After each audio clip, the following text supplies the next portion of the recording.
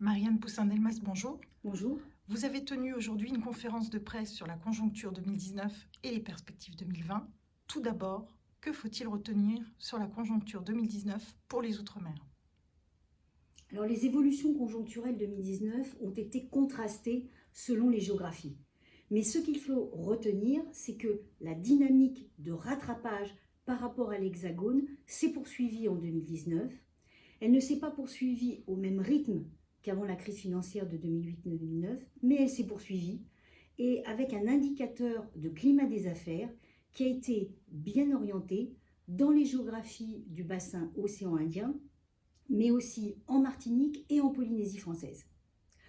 Le second fait marquant que je voudrais signaler, c'est l'évolution des prix. Les prix ont progressé de façon très modérée. Ils ont progressé même moins vite que dans l'Hexagone, plus 0,7 contre plus 1,2 dans l'Hexagone. Et je crois que ça, c'est une évolution favorable, notamment par rapport à la perception de vie chère qui a été très largement exprimée tout au long de l'année 2019. Le troisième fait marquant, c'est l'amélioration du marché du travail. Le nombre des demandeurs d'emploi a baissé. Il a baissé dans le bassin Antilles-Guyane, mais aussi à La Réunion. Et parallèlement, on a assisté à une progression de l'emploi salarié privé, notamment dans les collectivités du Pacifique. Et au total de ces deux phénomènes, même si le chômage reste une constante structurelle de nos Outre-mer, le taux de chômage a baissé, sauf à Mayotte, où la poursuite de la formalisation du marché du travail fait que le taux de chômage reste exceptionnellement élevé. Et si nous en venions maintenant à l'année 2020, comment les instituts d'émission d'outre-mer voient-ils les perspectives économiques dans le contexte de la crise sanitaire que nous traversons ? Alors, il ne faut pas se cacher, les perspectives 2020 sont dégradées. Elles sont dégradées parce que les économies ultramarines sont très dépendantes de leurs échanges extérieurs. Or, la crise pandémique est une crise mondiale, donc elle voit à la fois affecter leur chaîne d'approvisionnement, mais aussi leurs débouchés. Il y a deux autres faits qui sont aussi également à prendre en considération. C'est que le tissu entrepreneurial des Outre-mer est un tissu de TPE, qui est donc beaucoup plus sensible aux chocs conjoncturels. Et d'autre part, la place centrale du tourisme est aussi une donnée importante puisqu'on ne connaît pas aujourd'hui les conditions de la reprise de ce secteur d'activité. Alors, à contrario, il y a le rôle et la place du secteur public qui est comparativement plus importante en Outre-mer que dans l'Hexagone et qui va jouer un rôle d'amortisseur. Est-ce que vous avez déjà pu faire de premières estimations de l'impact de cette crise sur les économies ultramarines ? Oui, nous avons fait de premières études d'impact en interne IEDOM et IOM, mais aussi pour certaines géographies en partenariat CEROM avec l'AFD et l'INSEE. Et il en ressort sans surprise que nous aurons une réduction du PIB annuel. Pour le moment, nous estimons que cette réduction devrait être du même ordre que ce qu'on va observer en métropole.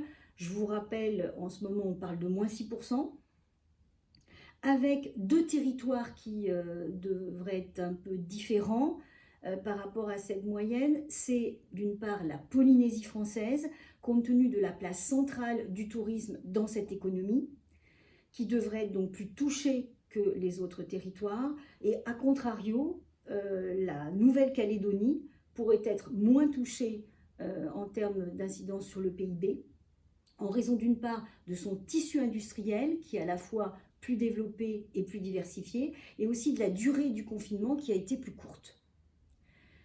Alors, bien sûr, maintenant, par rapport à ces indications que je vous donne, il va falloir regarder comment se passe le redémarrage des activités et en particulier la plus ou moins grande rapidité du rebond qui, elle, va dépendre du climat de confiance de l'ensemble des agents économiques.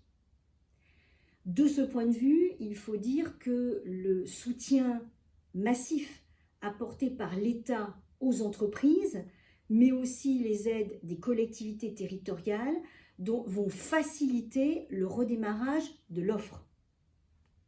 Du côté de la demande, l'activité de chômage partiel, mais aussi les différentes aides qui vont être apportées et qui ont été apportées aux ménages devraient faciliter la reprise de la consommation.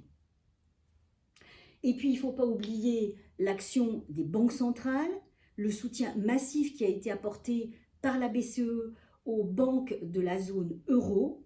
Et dans son sillage, l'IOM a aussi innové en créant de nouvelles lignes de refinancement au profit des banques de la zone Pacifique, avec des lignes de refinancement plus longues, et notamment la dernière qui vient tout juste d'être apportée aux établissements, qui est une ligne de refinancement à 24 mois de 50 milliards de francs Pacifique à taux négatif et qui devrait permettre donc d'aider les banques qui elles-mêmes apporteront leur soutien à l'ensemble des agents économiques de cette zone d'intervention.